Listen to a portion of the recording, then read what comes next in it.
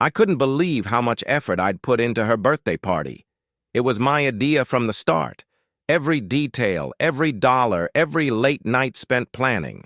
I wanted it to be perfect for her. My wife of 4 years, the woman I'd built my life around. The venue was this gorgeous rooftop place downtown with a view of the city skyline that made your jaw drop.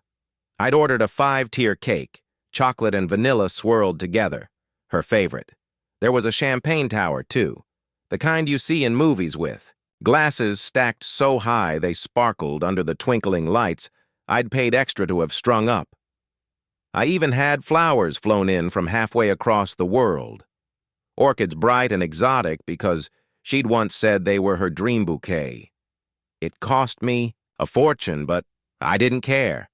This was her night, and I wanted her to feel like the center of the universe. I stood there in my best suit, watching her laugh and mingle with our 60 guests, friends, family, people we'd known forever. I was proud. Tired, sure, but proud. She looked beautiful in the dress I'd picked out with her Montsago. Her hair catching, the light just right. I thought, this is it. This is what marriage is about. Making her happy. Then she grabbed the microphone. I figured she'd say something sweet. Maybe thank me for pulling it all together. Instead, she raised her glass and started talking about Damon Rivera. My guiding light, she called him, her voice loud and clear over the hum of the crowd, the one who's been there for me through the toughest times. I stood there frozen, my smile stuck on my face like it didn't know what else to do. Damien, the guy she worked with, the one she'd mentioned a few times, always with this casual tone that I never thought twice about. My chest tightened, but he told myself to breathe, to wait it out. Maybe she'd get to me next. She didn't. Instead, she turned to me with this little smirk like she was about to pull off some big joke. She handed me a gift bag, small and light, and said, "For you, honey." People chuckled, thinking it was cute. I opened it, expecting maybe a watch or a tie, something normal, but no. Inside was a black shirt, designer brand, folded perfectly. I pulled it out, held it up, and there it was in bold white letters, divorced. The crowd went quiet for a second, then a few nervous laughs broke through. She grinned like it was the funniest thing in the world, like she'd just won some comedy award. My hands shook as I stared at the word divorced. Years of marriage, all the sacrifices, all the nights I stayed up late paying bills or planning things like this. And she thought this was edgy, funny, my throat burned.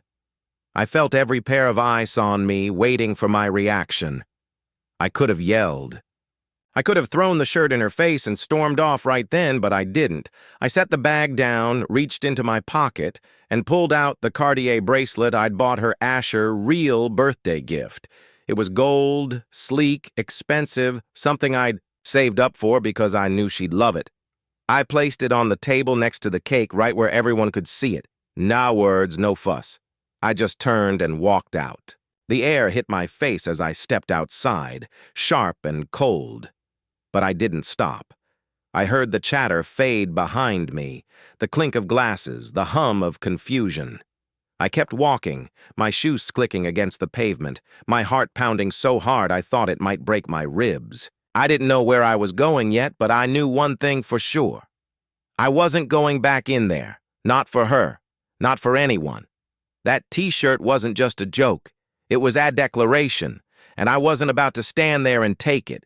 The night air slapped me, hard as I stepped out of that rooftop party, my tie flapping loose in the wind. I didn't even make it 10 steps before I stopped, my hands clenched into fists. I'd left the bracelet on Thedable, her birthday gift, the one I'd spent months picking out, the one I'd imagined her wearing with that big smile she used to give me. It was sitting there abandoned, like some kind of trophy for her little stunt. And that shirt, divorced, kept flashing in my mind, those white letters burning holes into my skull. I couldn't leave it like that. I couldn't let her have the last word, not after she'd humiliated me in front of everyone we knew. So I turned around. My legs moved before my brain caught up, carrying me back through the glass doors, past the confused valet guy who'd barely opened his mouth to ask for me ticket. The party noise hit me again. Laughter, clinking glasses, some upbeat song she'd picked for the playlist. I didn't look at anyone, not her friends, not mine, not the waiters weaving through. The crowd with trays of champagne. I marched straight to thatable, the one with the cake and the flowers and the bracelet gleaming under the lights. She was still up front chatting with Damien, her back to me, probably thinking I'd slink off like some wounded dog. I grabbed the bracelet, the cool metal slipping into my palm, and shoved it back into my pocket. No one said a word. A few heads turned, eyes wide, but nobody stopped me. Maybe they were too shocked. Maybe they didn't care. Either way, I was done. I walked out again, this time for good. The valet had my car ready by then. A black sedan I'd bought 2 years ago. One of the few things I'd insisted on keeping when she'd pushed for that overpriced SUV she wanted instead. Slid into the driver's seat, slammed the door, and just sat there for a minute, staring at the dashboard. My phone buzzed in my pocket. I ignored it. The engine hummed to life, and I pulled out onto the street, the city lights blurring past me like they didn't even matter.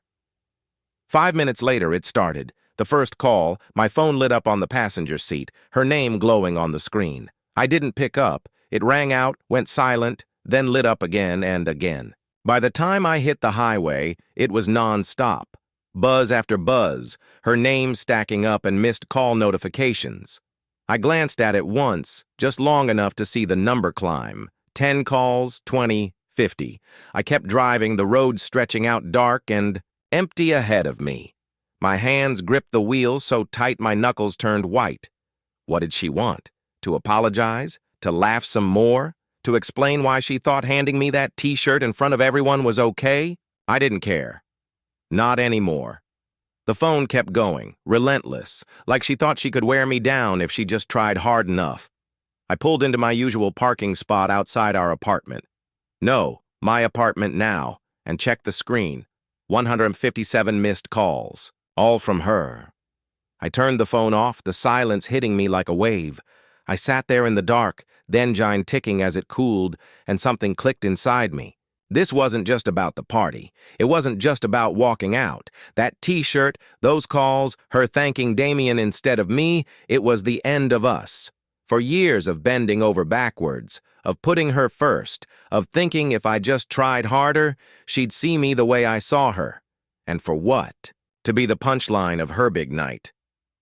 I grabbed my keys and stepped out, the cold biting at my face again.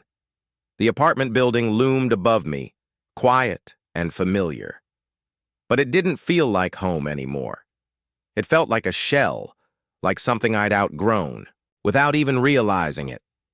I didn't know what came next, where I'd go, what I'd do, but he knew one thing.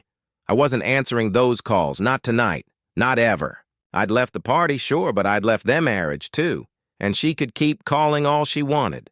I was already gone. I woke up the next morning on a lumpy couch in Theo's spare bedroom, the kind of place that smelled faintly of fold coffee and dust. My suit jacket was crumpled on the floor, my tie slung over a chair like a dead snake. I'd driven straight to his place last night after leaving the party, my phone still off. Those 157 missed calls locked away in the dark. Theo didn't ask many questions when I showed up. Just opened the door, handed me a beer, and let me crash. Now, sunlight crept through the blinds, slicing across the bare walls, and I lay there staring at the ceiling, trying to figure out what the hell had happened to me life. Theo shuffled in, his hair a mess, carrying 2 mugs of coffee. Hess set one on. The table next to me, the steam curling up in lazy swirls, and sat down in an armchair that creaked under his weight. "You don't come back from something like that," he said, his voice low and certain like he'd already thought it through. I didn't answer right away. I just took the coffee, the heat burning my fingers through the mug, and let his words sink in. He was right. I knew it the second she handed me that t-shirt, divorced like it was some clever little gift. But it wasn't just the shirt, it was everything before it. All the pieces I'd ignored because I loved her because I thought that's what you do when you're married. I sipped the coffee bitter and strong, and my mind started replaying it all. The time she'd asked me to move cities for her job, promising it'd be worth it.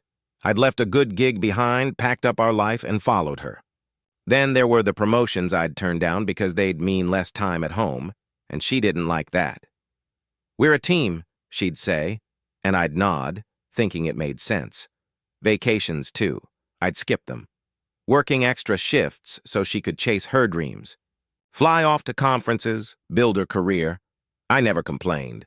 I figured it was my job to support her, Toby the steady one while she shined. And she did shine. People loved her. Her charm, her laugh, the way she could light up a room. I loved that about her, too. But last night, under those twinkling lights I paid for, she'd light up for someone else. Damien Rivera, her guiding light. Not me. I set the mug down, my hands still shaky from the night before, and looked at Theo. "I gave her everything," I said, my voice rough like it hadn't. "You carried me through the sand when I twisted my ankle. We were good then." Yeah, we were. I remember that day sunburned, laughing, her clinging to my back as waves crashed around us. But that was before the moves, the sacrifices, the slow drift where I became the guy who paid for things while she chased her spotlight. She went on, her tone shifting, softer. "I miss you. I didn't realize how much I needed you until you were gone." I set the letter down for a minute, staring at the wall. Needed me. She needed me to plan her party, to fund her dreams, to stand there while she thanked Damien. But me, the real me, not the husband who said yes to everything, she hadn't needed. That guy in a long time. I picked it back up, flipping to the last page. "I'm sorry," she wrote over and over like a chant. "I messed up. I want to fix it. Fix it." I almost laughed. What was there to fix? The marriage was done, papers signed, apartment split, her stuff gone. She'd handed me that t-shirt and thought I'd just shrug it off. Come back, keep playing my role. I read it all once, start to finish, then folded it neatly in half. I didn't rip it up or burn it like some dramatic movie scene. I just opened the drawer next to my desk, the one with my birth certificate, my passport, a few old photos, and slid it in there. It wasn't trash, not exactly. It was a record, proof of who I'd been, who she'd been, and what we'd lost. But it didn't change anything. I wasn't writing back. I wasn't calling her. I'd spent years waiting for her to see me, to say something like this. And now that she had, it didn't matter. The words were too late, too hollow. I got up, grabbed a glass of water, and stood by the window, looking out at the city lights. The vision board was pinned up nearby. Dubai, Thailand, Sasha, and Omar startup. That's where my head was now, not in her letter, not in the past. I thought about the party again. That smirk on her face when she handed me the bag. She hadn't meant it. Bull. She'd meant every second of it. Meant to show off, to flex her new life with Damien in front of everyone. And now, with him gone, her career. Slipping, she was scrambling, reaching back for the safety net I'd always been. I wasn't that guy anymore. The next morning, I ran my usual route, the air crisp and sharp in my lungs. 6 miles turned into 7, my legs pumping harder, my mind clear. I didn't think about the letter. I thought about the seminar next week, the lecture in Dubai. The app launched with Sasha and Omar. When I got back, I showered, dressed, and headed to work. Gregory stopped me in the hall, grinning. "You're on fire lately," he said. "Keep it up." I nodded, feeling the weight of it. Not her weight, not anymore, but mine. The letter stayed in the drawer, a ghost I didn't need to fight. She could miss me all she wanted. I was done missing her. I started writing one night after a long day at work, sitting at my desk with a beer in hand and the city humming outside my window. It wasn't planned, just grabbed a notebook and let my thoughts spill out. At first it was messy, raw, all about the party, the t-shirt, those 157 missed calls. I wrote about how it felt to stand there humiliated while she smirked and the room laughed. I wrote about walking out, taking the bracelet back, driving away. It wasn't for anyone else, just me. A way to get it out of my head and onto paper. But the more I wrote, the more it turned into something else. It wasn't just about her or us anymore. It was about what came after. Running every morning, rebuilding my life, saying no to the old me who'd waited around for her approval. I filled pages with it night after night, the words piling up like bricks in a wall I was building, around myself. One evening after a run, I typed it all into my laptop. It felt different seeing it on the screen cleaner, sharper. I didn't know why, but I hit publish on a random blog site. No name attached, just some anonymous guy's story. I called it 157 Missed Calls, not because I wanted her to see it, but because it fit. Then I forgot about it. A week later, I checked the site. There were comments, dozens of them. "This is my life," one said. "I felt every word," said another. People I didn't know from places I'd never been reading it, connecting to it. I sat there staring at the screen, my heart thumping. It wasn't just my story anymore. It was theirs too. I kept writing. Every few days, I'd post something new. How I started running to feel alive again.